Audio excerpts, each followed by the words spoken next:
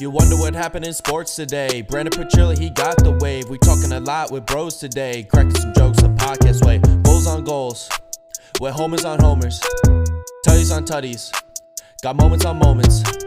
Just tune into BSP. Just tune into BSP. Just tune into BSP. Just tune into Petrilli.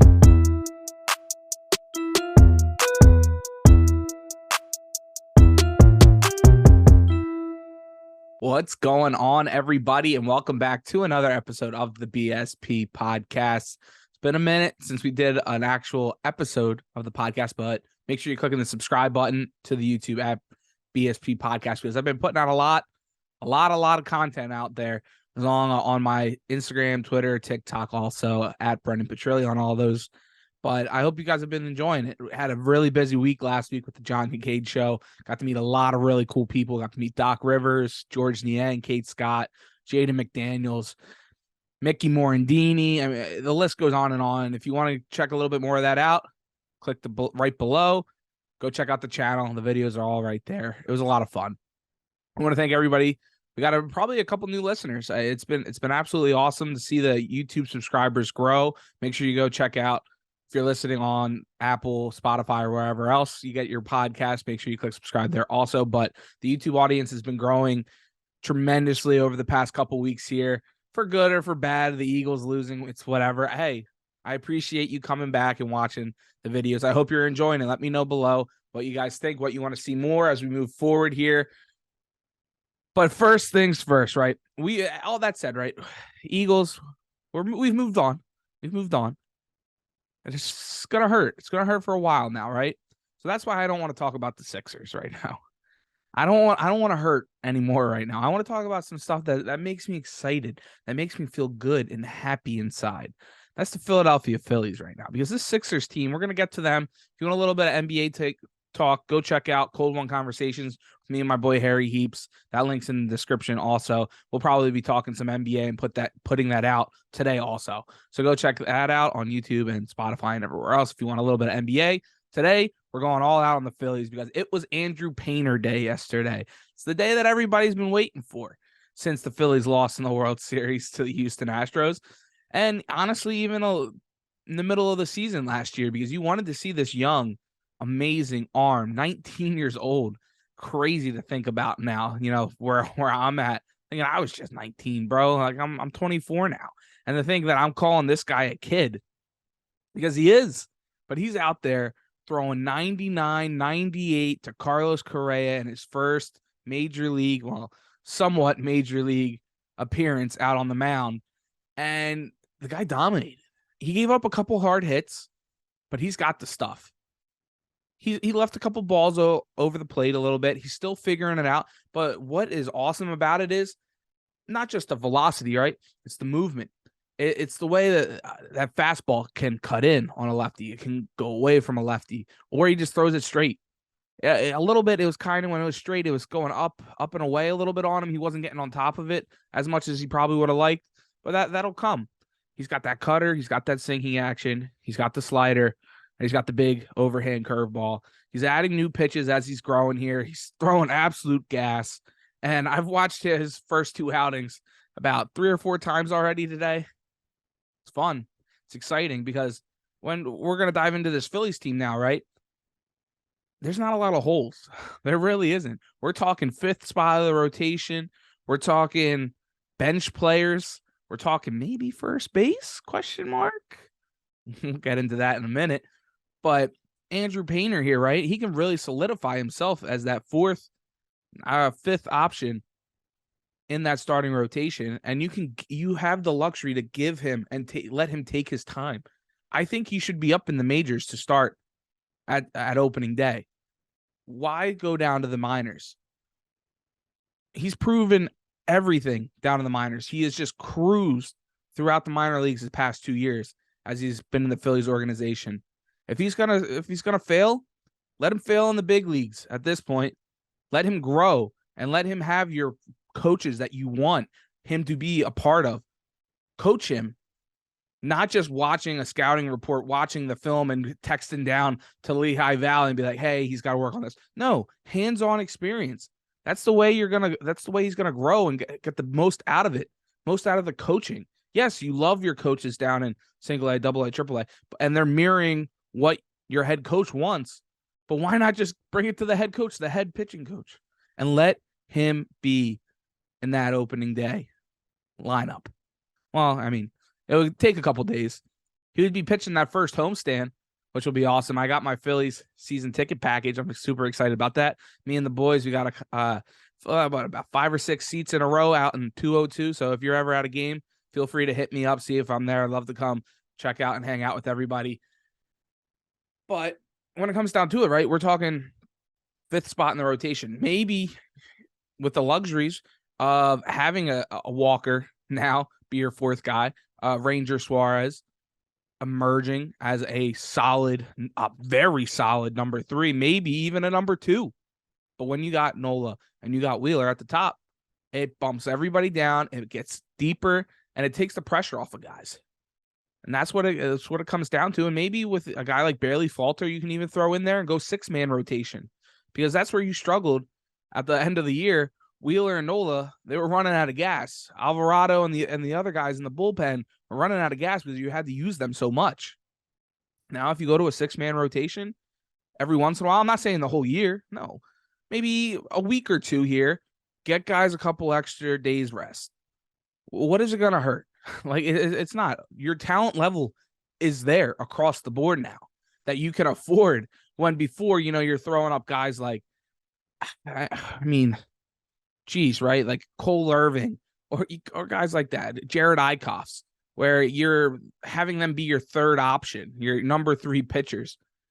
Now you have top level talent fighting for that 5th spot, and you can afford to make it a 6-man. That's a luxury of being a good team, a deep team. And they finally built that up. You still even got guys like Griff McGarry, who's probably honestly more innings pitch wise ready for the big leagues. And he's fighting for a spot there too. So we'll see as we move forward. That's obviously going to be the hot butting topic moving forward throughout this spring training here, and just watching Andrew Painter pitch.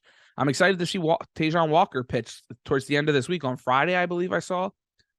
Just to see, because you always saw him have good stuff, especially against the Phillies. He always seemed like he was either going to get lit up or he was going to go 6 no-hit innings, 1-hit inning and strike out a bunch of guys.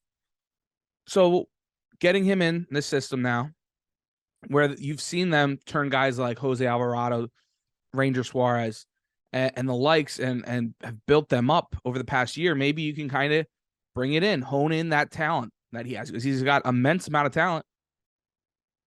See what happens. And he's only your 4th guy. So that's a win. Yes, he's getting paid a lot of money, obviously, but I'm excited to see what he can give you. He could be a real surprise that a lot of people have kind of forgotten about this past offseason, because you've had guys like, Mick Abel and Griff McGarry and the young guys and Andrew Painter. Now you get a solid veteran arm in that back end of that rotation there. That is a legit arm. So we'll see. And then you got guys like Trea Turner coming in on the offensive side. Man, I mean, can you have a better debut in a spring training game? A little single, just a slap hit single. Got jammed a little bit, fought it off, blooped it in, gets on base. Goes, steals a bag. Kyle Schwarber, I think, struck out. And then the next pitch, 2 pitches later, JT Realmuto gets a little off his hands a little bit, gets past the shortstop. Trey easily comes around the score. Hopefully we'll be seeing that a lot this year, because Trea Turner should be leading off for this Phillies team, and you have Kyle Schwarber batting second. I mean, obviously that's what they're going to go with from now on. And I think if people are still arguing that, I mean, what are we doing here, guys? I want Trea Turner getting on base, especially with these new rules. We'll have to talk about that too. I didn't even bring that up. All the new rule changes. We'll get to that in a second. I'm just so excited about this Philly squad as a whole, and talking about this team before we actually have to get to the actual rule changes that can affect a lot of things moving forward. But with Trea Turner, he affects things so much, especially for guys like Schwarber, for Realmuto, for Castellanos, who is going to have a bounce back year. He's going to have it. I mean, obviously he has to for his sake, for being on this team, but he's going to. I'm very confident. You're starting to see that swing come back. He's really getting the bat head down on the ball. He's getting a level swing off, and he's driving the ball to the other way, which is nice. Not those little blue pits. He's really driving that ball. His first home run was that nice line drive home run over the right field fence. So it's a lot of things to watch. And a lot of people are upset you can't always watch all these games. Now, I'm very grateful that, getting that partial season ticket plan that the MLB gave you, MLB TV for free. So I've been able to watch the games on the other broadcasts. So that's nice. I don't know how many times I can give out my username and password, but if you want, hit me up. Maybe the first, true BSP podcast fan, maybe I'll give it out to you. We'll see. But, if you have been following along, I hope everybody's been super pumped and with all the content I've been putting out. But we've also had that new sponsor gang, Philly Drinkers. We're always rocking them throughout. We got the shirt. Hope you guys watch the unboxing. No one likes us. We don't care. Jason Kelsey. We got the hats, everything. Make sure you go check them out also, because it's going to be a fun ride. If you got ideas, feel free to send them, because, the guys at Philly Drinkers, they're always open. They're listening to some of the ideas that I've had. Hopefully we can get in the works moving for the Philly season here. But, we also got the Sixers ramping up. If you got ideas, feel free to DM me on anywhere, Instagram, Twitter, whatever, at Brendan Petrilli. Leave in the comments section here below. Because that's all we're doing here. We're building a community. We're just trying to have fun and grow. And hopefully watch some championship wins, because, man, it's been awesome. I'm going to be making a video, so stay tuned, of all my different reactions that I've been putting out, right, throughout the whole Phillies run, Eagles run, and the like, right? I have all, I have all of them on my phone. I'm going to start piecing them together because, man, it's been awesome. As much as it sucked, what else would you rather have, right? Your team has been in it. We've had some dark times over the past 20 years, whether it's, the Eagles blowing it up with Chip Kelly, getting rid of Andy Reid, rebounding, go to the Super Bowl, and we're back, right? Even 1 year with Doug Peterson in between there, it got a little ugly. Phillies, you had 08 run up until 2011, decade of that's all I gotta say. Then you finally get Bryce Harper, we go on that run. Sixers, the process has been so bad. The quadruple doinks. Now, we'll see with them moving forward here. But there's been so many good moments, and I want to kind of piece that all together, just kind of reflect and just be like, this is what it's about. This is what a fan's being about. You don't always get to be in these situations, to be in these championship games every other month, it feels like, right? So hopefully the Sixers can keep it going. But yeah, so stay tuned. Click the subscribe button, put the bell on for that, I'll be putting that out probably next week. And I'll be doing a WMMR 93.3 WMMR. We're going to Montage Mountain, and me and a couple Sam and I will be making a video there also for their why am I drawing a blank right now? Hold up, Brendan. Get it together, kid. For the Cardboard Classic with MMR, Sam, Rachel, and I we'll be making a video. So it'll be a lot of fun, so stay tuned. But let's get back into this, right? Because you have all these exciting pieces. And your one guy, your top dog, Zach Wheeler, he's not a fan of a couple moves that the MLB has made and put in place for this season. You have the pitch clock. It's 15 seconds, right, with nobody on. That pitcher's got to get in and on the mound and ready by 8 or by 10, I think. I'm still working that out too. And then the batter's got to be in and ready by 8 seconds left for the pitcher, or else it's an automatic strike on the batter. If the pitcher's not ready, then it's an automatic ball, right, for the batter. So there's a lot of people think it's too fast. People think, pitchers like it's affecting too much, especially come playoff time. I don't disagree with that, but I love the pace. I love the pace of where the game has been, at least, for the past week or so in spring training. People thought it was rushed at first when you saw that very first video of the very first spring training game, right? But then actually watching the Phillies games, It's not too bad. They get up, throw a pitch. It's no more get in there, readjust the hat, tuck the thing back in, grab the sleeve a little bit. You can't do the hand on the palm of your gloves anymore. Fuck you, Astros. But it's getting rid of redo the batting gloves, do the helmet. Maybe is my dip how does the dip look in the mouth? Did I get a little chaw? There's no more of that, which is good. It's get in, go. Get in, go. And there's going to be more balls in play. There's going to be more strikeouts. There's going to be more hits because batters are going to be able to jump on pitchers at this point. The pitcher can't take their time and be like, no, yes, no. They got to get it, know what they want. They got the pitch calm in the ear, which helps a lot, cutting that down. And you even saw Max Scherzer kind of calling his own pitches too, which I kind of think that's definitely going to be the move moving forward, where pitchers are going to be starting to every once in a while, nah, bang, this is what I want. So we'll see. And, Corey Simon tweets out a couple of the games here, right? 2 hours, 32 minutes, 2 hours, 28 minutes, 2 hours, 43 minutes, 3 hours, 6 minutes. Everything's under 2:30. And that one game that was 3 hours had 14 walks and 18 runs in it. So if there's not a big blowout like that where guys are slugging all 10 plus runs in a game, even 3 hours is very doable from where we've been in the past, going 4 hour, 4.5, 5 hour games. If you can watch all those runs in a 3 hour span, I think it's great. And I think it's a better fan experience because you're not going, strike. Oh, okay. And then you're scrolling through Twitter or whatever. You got to be locked in. Because what I talked about during this, right last year during that stretch is you want that hold on to every pitch, that every moment, and feel it.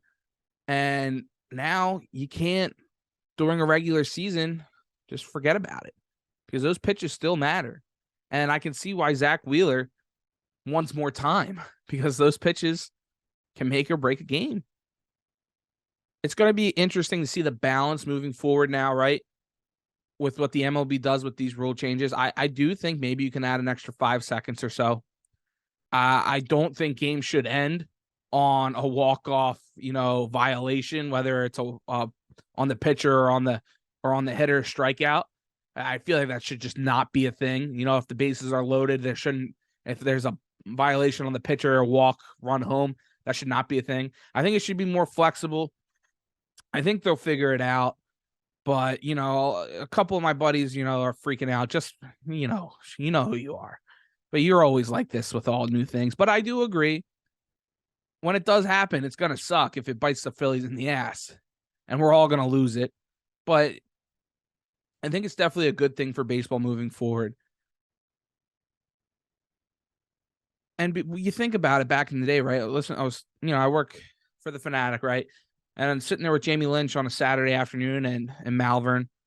And back in the day, this is what pitchers used to do. That's how baseball was. All those baseball purists, that's how it was back in the day. Back in the early 20s and 30s and 50s. They got the ball and they went. There was no in between grabbing their nuts and all that. It was quick. It was to the point. Bang, bang, bang, in and out. Over the past 50 years, I don't know what happened in the game of baseball. Maybe it was more of a show aspect that kind of what made it, the TV side of it made it go and stretch so much longer. But it's good to get it back condensed because that's where the game needs to be. They'll find that sweet spot, and I believe it. That it will. They just got to be flexible. The umpires, maybe you should give a warning. Like maybe not always give it to, give them a strike right away. But you do have to police it and, they're not used to it. Well, yeah, you're going to have to get used to it now. And that's kind of where Zach Wheeler finished off talking with the guys in the booth where the Phillies is like, yeah, I'll have to get used to it. Because that's the way the baseball, they're not going to change. So seeing the flexibility of how they play with it is going to be interesting. Other rule changes, no shifts. That's a big topic, right? Everybody, you should be able to hit the other way if you can't do that, blah, blah, blah.